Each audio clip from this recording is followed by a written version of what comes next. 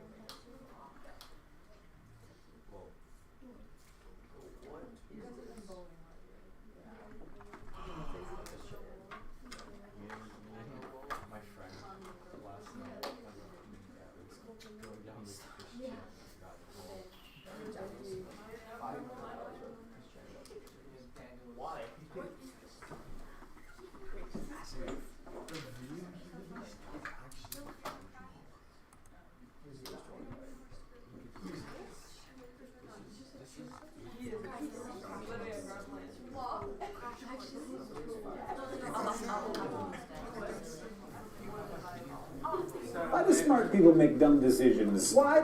Yep. What? I need to shut down the streaming now.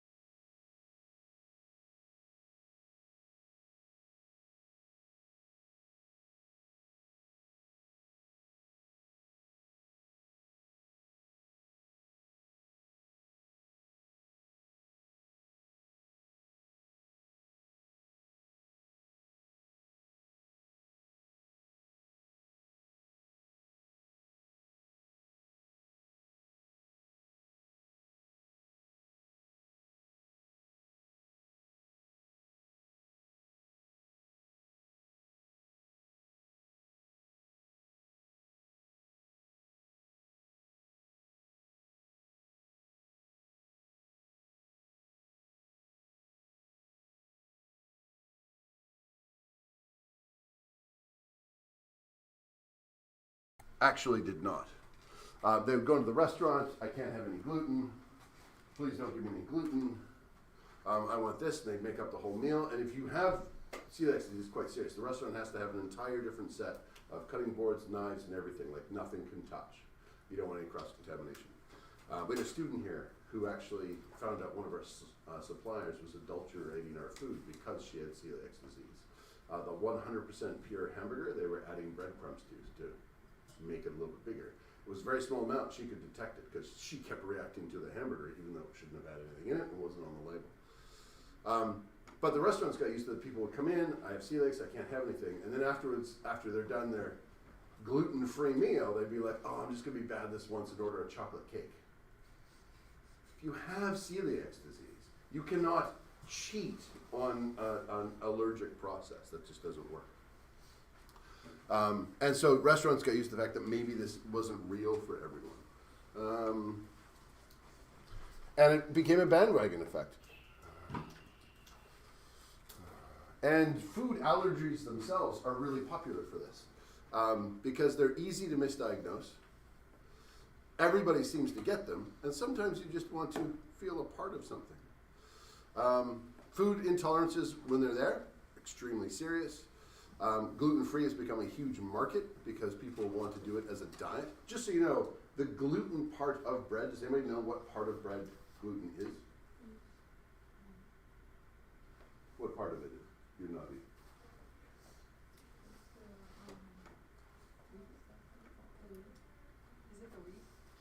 Oh, it's part of it's in wheat, yeah. But which part of the wheat? Oh, I'll put it down. Is it the fat part, the carbohydrate part, or the protein part? It's the protein. And anybody's ever used egg whites and whipped it up and added it to something to make it light and fluffy? And eggs hold things together. You have to add eggs so nothing falls apart. That also gives things bubbles and structure. That's what gluten does in bread. If you want to make extra airy and fluffy bread, you add extra gluten. You can buy straight gluten. Have anybody ever seen anybody make a chicken patty from flour? You get flour, you take a big ball of it, and you make a dough, and then you rinse it, and you rinse it, and you rinse it, and you rinse it, and eventually you'll get something that's just like rubbery, like really weird chicken. That's the gluten. You've made protein out of wheat. So now you could fry that like any other meat. And it's a way, really wasteful, you just took away all the carbohydrates, but it's a form of wheat, form of protein. So it's the protein part, and it makes things, that's why early gluten products didn't taste very good, because you take away the part that makes the bubbles and holds the bread together. But that's the thing you get allergies from, which makes sense. It's almost, when we get allergies, it's almost always the protein. So it's gluten and wheat. It's the proteins in peanuts that people get allergic to. There's all sorts of proteins that we end up getting allergic to. Dairy is another common one. A lot of people believe they're dairy intolerant because they have a huge amount of a dairy-filled meal and then they feel sick afterwards, as opposed to the fact that they just had a huge meal and everybody would feel sick afterwards. And where was the other?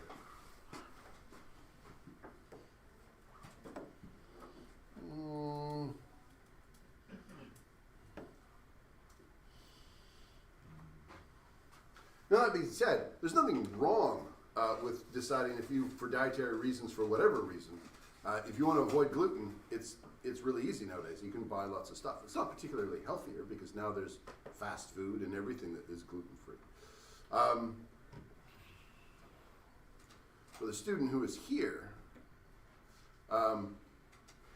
though, it was literally life or death. If she had any, it could be quite bad. Self-reported food allergies are not allergies. Whenever they follow them up, about half to 90% go away. There are some things that aren't celiacs that you can react to gluten, so it doesn't mean, I'm not a doctor, I'm not diagnosing anybody, so it doesn't mean it's fake, but there are a few other less severe ones. Go away. Food allergy is not the same as food intolerance. You can't have a chiropractor diagnose your allergy. That's not what they do, although some apparently try to do that, because I had a student that said, but based on how they manipulated their back, they thought that they were lactose intolerant and died. doesn't make any sense. So if you are avoiding a particular food because you think you might be allergic, you also might not be. However, that being said, again, not a doctor, and if you decide that you're not allergic to peanuts anymore and you eat it and die in anaphylaxis, I am not accepting any responsibility for that. They used to recommend that we didn't feed children, young babies especially, anything that people are commonly allergic to in order to reduce the amount of anaphylaxis that would happen when they were very young. So like the old recommendation is kids under the age of 6, no peanut butter, nothing with nuts in it, all sorts of things. It turns out if you're not exposed to those when you're young, your risk of anaphylaxis skyrockets. So the more you expose your kids to that, the better. So my aunt, she took her child to the hospital, parked in the hospital parking lot, and then very carefully fed her child some peanut butter, just in case it reacted to that particular thing. You see the bandwagon effect on advertising.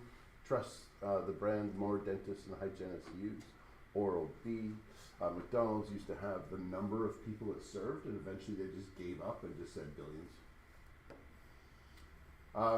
And recently, Facebook got in a bit of trouble for doing human experimentation.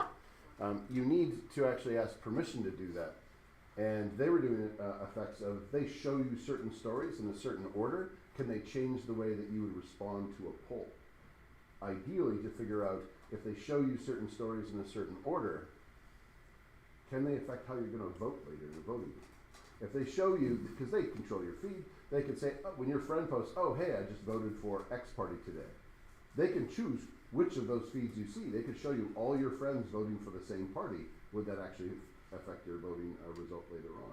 And because they run this on millions and millions of people, they have a lot of data in which they can try and do that. Now, they weren't actually specifically aimed at voting. It was pointed out that they could do that, but they're probably aiming it so they can affect what you're going to buy later in the store. What was this one, or has this changed on me? How political polls affect voter behavior. Opinion polls that come out just before an election. There's a lot of angst about those because those themselves can affect whether or not you're going to vote for a party. If you think a party's more likely to win, you're more likely to vote for them, which seems odd. But if a party's about to lose, you'd think someone would want, oh, I better vote for them. And they don't, because nobody wants to be associated with a losing party.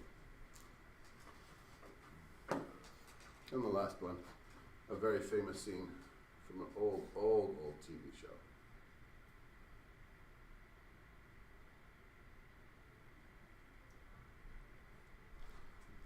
Get into an elevator, all face the wrong way, you will convince the person to turn around. You're outside, UVic used to do this psychology experiment with their first years. Their students would run outside, go around in groups, and they would just start pointing at the tops of buildings. And then they would just count, another group, how many other people they could get to point to the tops of the building and think that they saw something. Obedience to authority. I am going to show you a show that's going to use this and go through the Milgram experiment. You can't actually sleep in class. You're not technically, you can't. Not allowed. Okay, new notes. Obedience to authority. I'll go over the Milgram's experiment. I like this particular show. It references a number of things. Also how people influence decision-making, biases, and tries to manipulate their mind.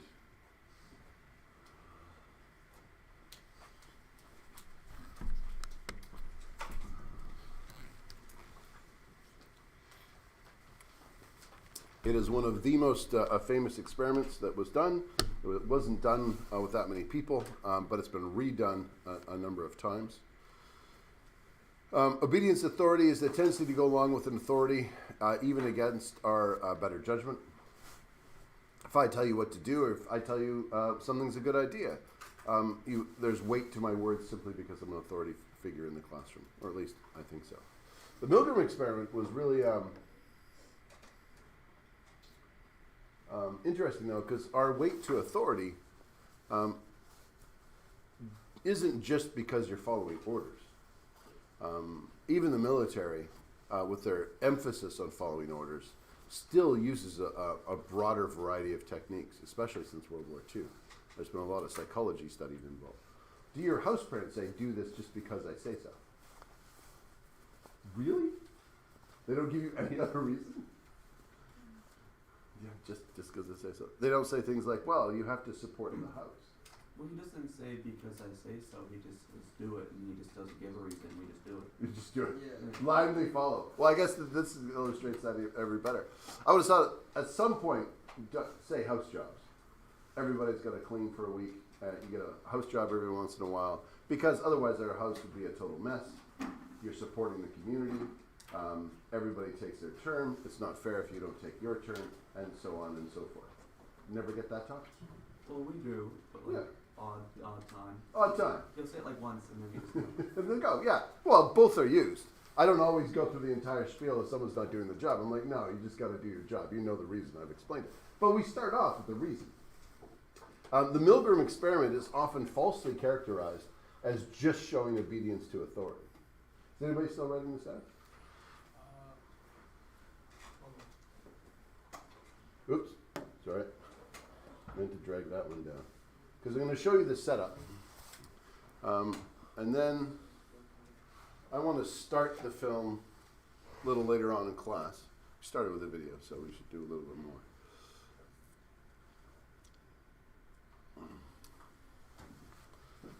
So the Milgram experiment.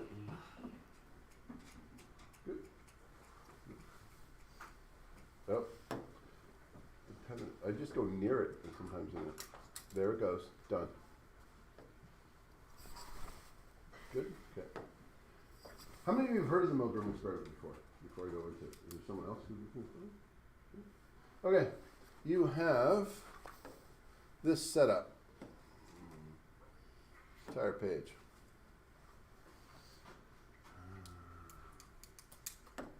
This is the experimenter, so that's the scientist. That is the teacher, and that is the learner. What do you notice about the learner?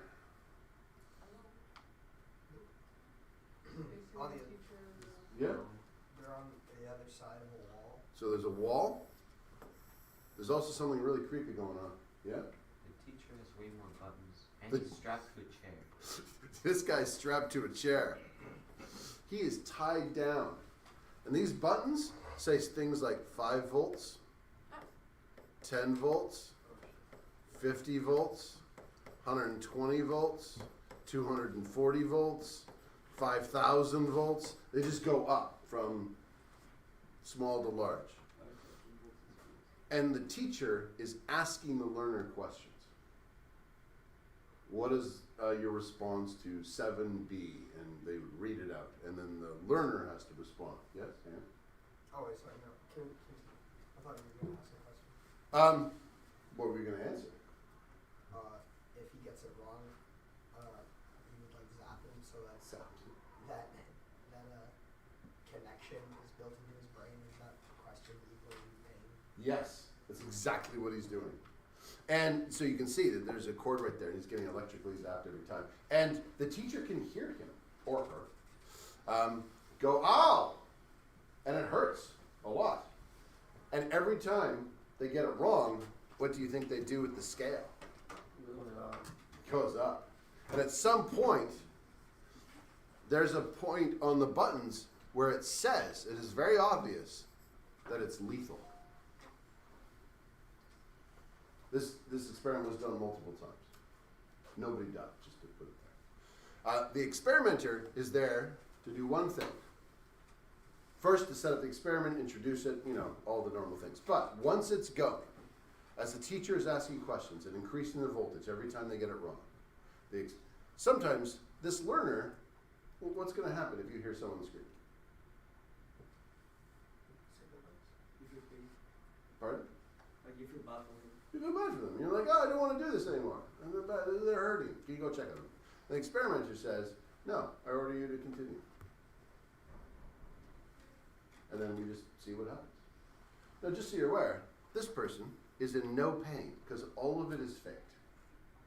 All they had here is someone who got on the other side, hooked themselves up, and that was seen by the teacher. And then the teacher would walk back here, and then that person would go away. And all they had on this side was a tape recorder. And every time they pressed a button, they would press play on the tape recorder, and the tape recorder would scream. So only thing was happening is the teacher was hearing someone in pain. Nobody was in actual pain. The only thing being tested was whether or not this person would keep going when ordered. This was an experiment that was designed by Milgram because this was a little while after World War II. And their idea was all these horrific things had happened.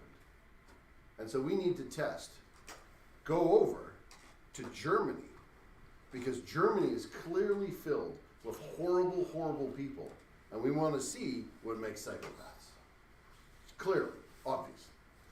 So we're going to first test it on Americans to get a control set. And they asked famous psychologists, how many people will keep going past lethal? And psychologists at the time said less than 1%. They had results of 30+% of people, just because they're being told, will go faster. He never bothered going to Germany because Milgram realized this is actually a function of everybody. And there was no real way to predict. It was hard to predict what a person would do. Some people you thought, well, they're really empathetic, they would never do it. But they're really empathetic and they're being told what to do and they obey authority, so they would keep going. And it turns out a really high amount of people would do that. We could change how many people would do that. Your need to follow orders had the least amount of people. That was like 20% or something. But if they said, look, this experiment is really important to our society. We need these results. You're really supporting the scientific effort here if you keep going. That could jump it up to 70%. If people think they're supporting the community, they will do really, really bad things. So remember, when you're a prefect and you're trying to get someone to do their job, it works much better if you say, look, I've got a lot of calculus homework. I'm just trying to do my job. And everybody has to go to bed at the same time, whereas it's not fair to everybody else. And you're really helping us out there. Could you please? And then people will go do that. They're supporting the community. They're supporting you, and they want to do that. It also works if you want to do something really bad. It doesn't actually really matter what it is. As long as you get them to believe they're supporting the community, it works amazingly well.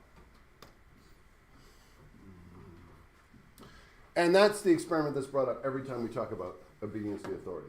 We apparently have, as human beings, a really strong predilection to obey our leaders.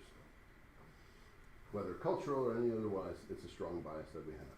And if we make it sound really nice, we can make that go way, way, way up. Mr. Neufeld, Yeah. so would that be like the same thing as using like propaganda? Propaganda? It depends on the type of propaganda. If the propaganda is how you're supporting your side, that would increase the obedience to the authority. But they've also used it to create, I've talked about in-group, out-group bias a little bit, and it's going to come up. It's also used to demonize the other side. They have found, in World War II especially, military thinking was often, we need to train them to hate the enemy, vilify the enemy, and obey orders. And that was how you get soldiers to do what they're supposed to do. I mean, like, isn't that how Hitler like convinced people that what he was doing was right? Right. It's like he like made it like a community effort. We need to support our society. Yeah. This would be good for our society, and got people to do bad things. In the military thinking now, they don't do the whole vilify the enemy as much anymore. What they far do is build in-group cohesion. A soldier's far more likely to obey orders to save their friend who's getting shot at, because it's their friend. And so they build a community within the soldiers so that they rely on each other. And that actually has a greater obedience than the old method does. So, in-group bias may take the form of employing stereotypes to explain the behavior of outsiders. It may also take the form of automatic, oh, this is looking skewed.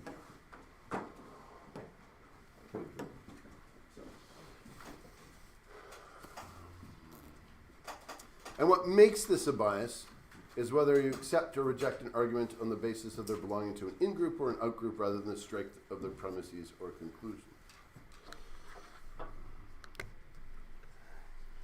If someone from Ellis House is explaining how we should rate the points for an inner-house game, obviously we're going to reject that just because they're from Ellis House. Yes? I'm confused on what that one means. In-group bias versus out-group bias? Like if someone from your group says something, you'll believe it, or someone Yeah. from a different group, you won't believe it. Right. Okay. Very common one. I thought I had a graph here. Where is it? Down? I think it skipped. Fundamental truth. We're going to get to it there. In-group bias is where anybody who's an outsider is obviously worse. If you listen to any politician, not any politician, some politician speech on immigrants, for example, they are bad. They take away our jobs, and they commit way more crime. We shouldn't ever allow immigrants into this country. If you look at it economically, or from any just sort of outside objective amount, Canada would not be doing well. We require immigrants just to survive as a country. They add a lot of extra economic input. Without them, we would actually have a decrease in population because people in Canada are only having 1.6 children per Canada. And the way capitalism works is if you don't have continued growth, you end up failing. Which is not really good for the environment, but that's an entirely different reason. And so a lot gets blamed on immigrants because of in-group bias. We're the ones who are here, so everything we do is fine. But somebody else does is bad. I think a classic example of that, I don't have the picture because it flashed by on a news report, but this was widely pointed out though, maybe I can find it. It was during Hurricane Katrina.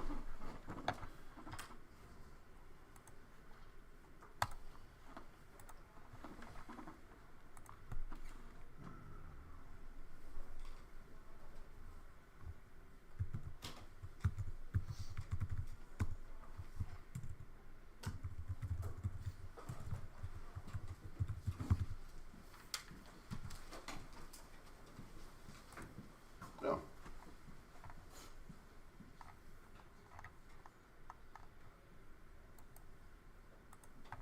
One second, I think I did find it.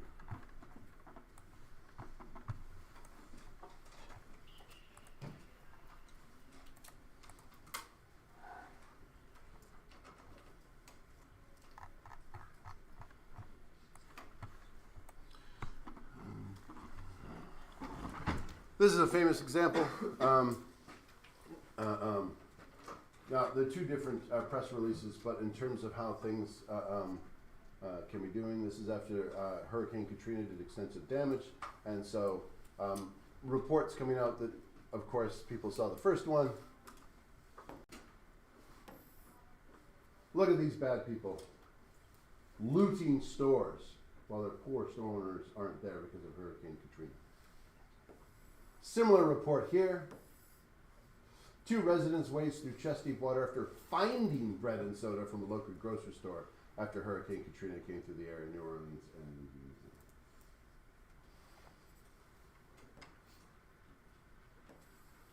Who wrote these stories? Yeah? No, I mean, who is the in-group of who wrote those stories and who is the out-group? Yep. It's like the people who already live in Louisiana. No, I don't think there was both the residents there, and I don't think, although the top one doesn't say resident, they actually exclude the fact that person probably is a resident. So that one makes it nicer, 2 residents. Why were people upset over these 2 photos when people put them together and said, what's going on here? Yeah? Because they're like different races. They're different races.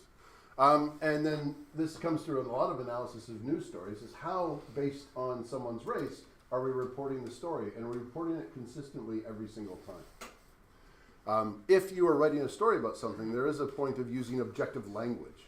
If you're going to use looting one time, you should use it every time. How news reports things really matters to people's perception. And the fact that, oh, look, they're nice and white, so they're just finding things. It sounds resourceful. Whereas if they're black, obviously it's looting. And so, in-group and out-group bias. That person who wrote those stories probably had an in-group and out-group bias. And just naturally the words flowed. If you asked them, they probably didn't even think it consciously. Keep that example. Negativity bias.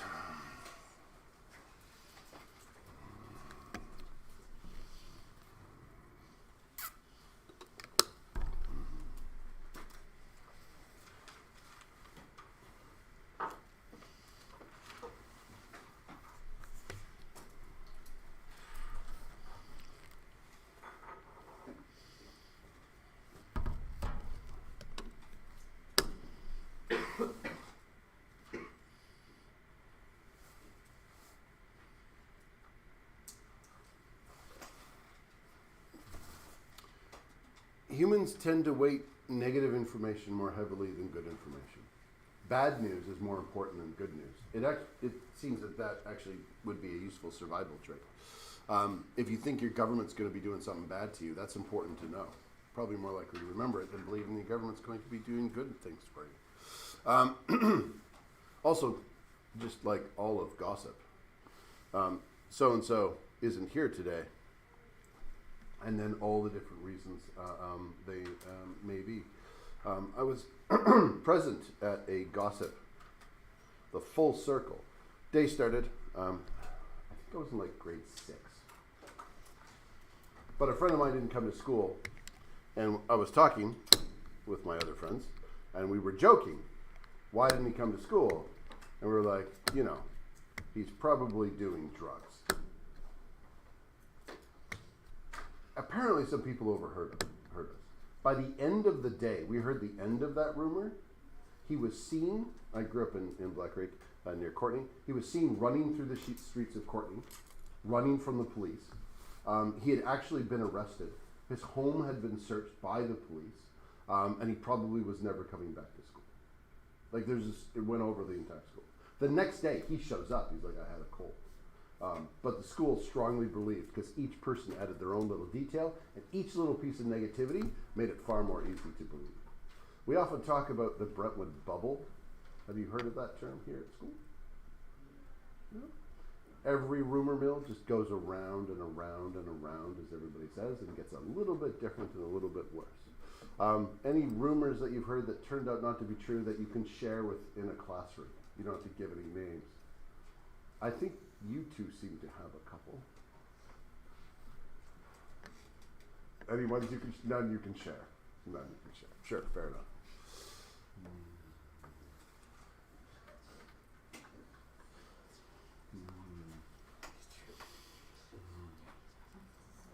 My glass is half full, my glass is half empty. My glass is neither empty nor full. It is what it is. It's just a glass of wine. While you idiots were arguing about the content of the glass, I drank the freaking wine. We all seem to really like being pessimists a little bit. That's negativity bias.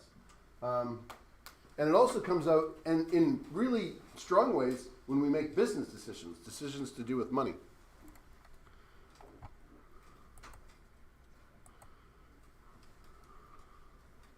Oh, no, I don't want that one. Oh, no, go away. Scroll down.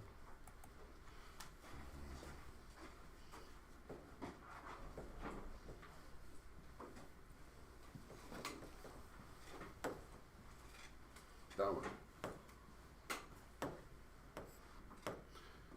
Same guy that did the other trick.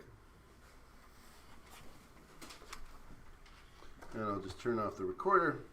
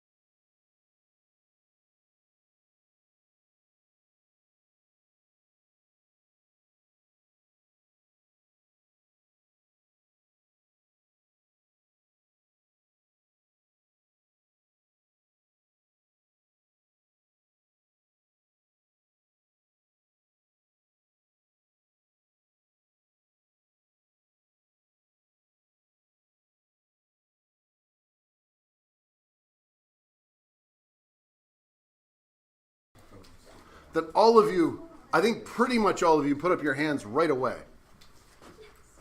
I were quite keen to go get your money. Would have been a good bet. Fundamental attribution error. This is really similar to in-group bias. They're both used in psychology when they're, the subtle difference is that this is more about your friends are good and the enemies are bad, or people you don't know. Fundamental attribution error is specifically blaming people that are in the outgroup as especially blameworthy. And if you listen to politicians on different times, depending on when they're talking and who they're doing, immigrants are often blamed, and they are especially tempting, I guess, to be used as a scapegoat because they're not in the in-group, they're not members of the country, and so you can blame them. They don't have any rights in your country, and so you can get away with a lot more. Yes, sorry, I just wanted to explain the graph first, because this is an actual, some actual data. Criminal conviction rates in Texas per 100,000 population in 2015, so it's a bit older. But this is the number of convictions for people who are native born, undocumented immigrants, and legal immigrants. Immigrants, regardless of the type, commit less crimes than people who are there of any particular type of crime. The only crime they're committing more of may be the fact that they're illegally there.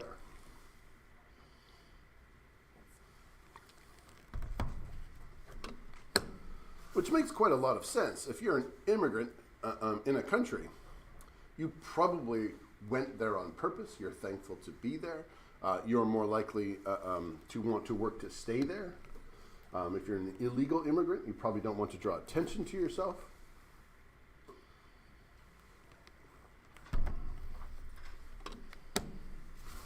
Canada's economic success depends on a steady supply of immigrants. If we didn't have it, we wouldn't be as well off as we are. And immigrants are more likely to start new businesses and contribute economically in ways that native-borns don't do as often.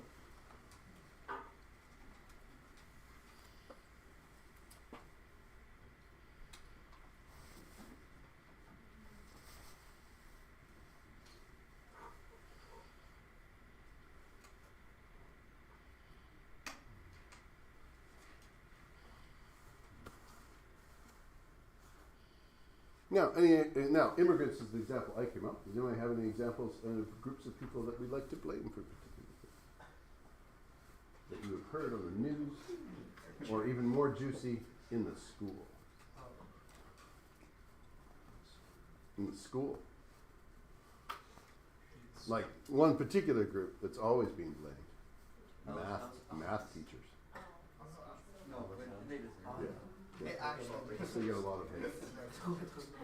That's why I went as one for Halloween. The scariest thing in the school. Any news articles that you ever recall? Ben? Laptop being out? Your notes should be out. I haven't noticed until now. Pardon? Oh, you're writing. I keep forgetting that. I think it's because Timmy was staring so intently at your screen. It caused me to believe you were watching something. No.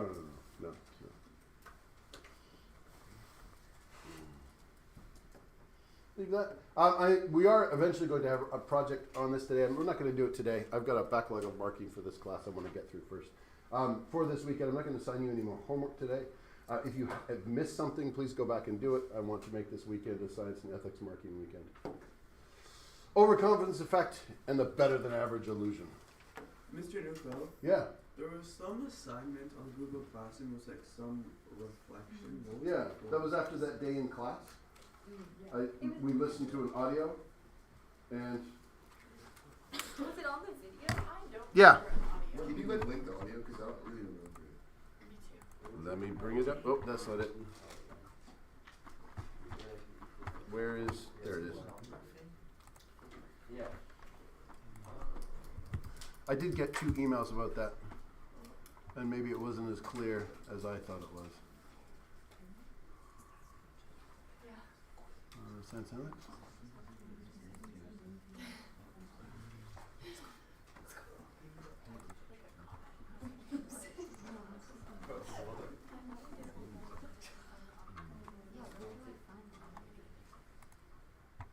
Was it? Ah, Yeah, that that one. So this one was, we saw, no, that was posted after, but I believe that was the day. I have to go check the date. That was after, not the implicit, there we go. So, confirmation bias, the interactive puzzle version. That we didn't. I didn't do that in class because we actually did it in class. But that's for someone who's not here, and they happen to have a subscription to the New York Times because they put it behind a paywall. So you can ignore that. It's only there because it is kind of cool if you do happen to have a subscription. So we watched that, and we also listened to Digital Culture Critic Abandons Fake on the Internet. And so after those two things, we had the reflective piece. And, I think maybe part of the, from this, not text, media. Because I assigned it after we did it in class and after we had some discussions. Does that make more sense? What were the videos about? I don't remember watching. That was the one where we had, I believe, the most common cognitive bias. Remember that guy?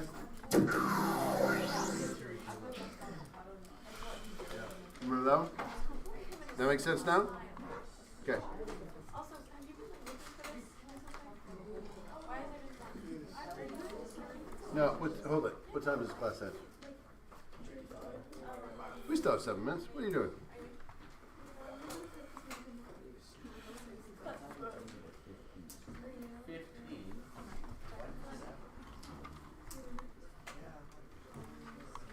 How many of you know someone, if you're Canadian, that wants to get in the NHL? Me. Yeah.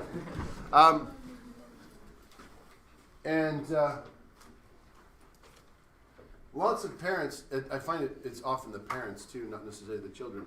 Your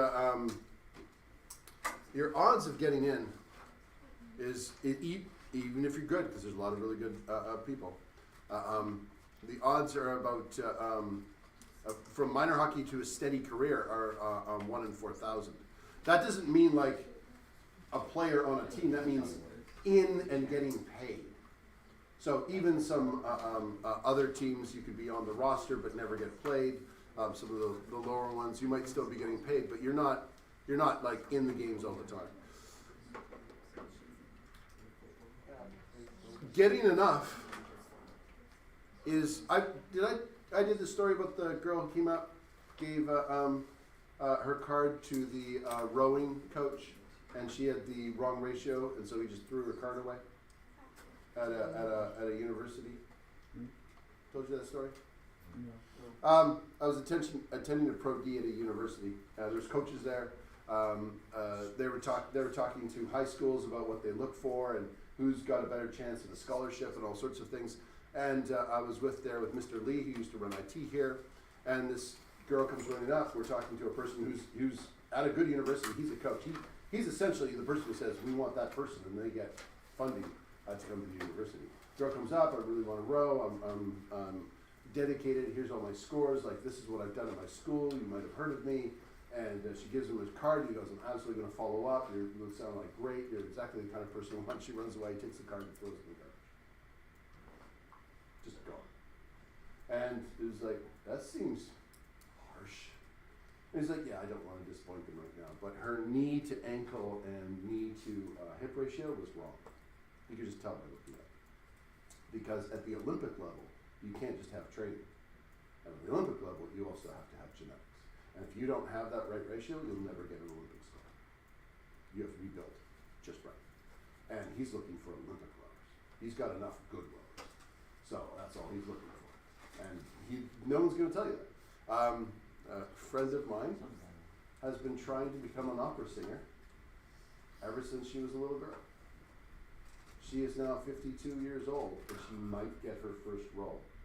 I'm pretty sure they're going to reject her again. Her voice is really good. If she came here, she'd be fantastic. She's not world opera level quality. because there's billions of people in the world, and there's not that many opera jobs. But everybody thinks they're good. And there's a lot of times where we tell you that you're fantastic. And it's important for you to have the belief that you're fantastic. And that can lead, though, to the overconfidence effect, where people just think they're really, really good when they're not. How much time do we got there? 4 minutes? Do I have the 4-minute one?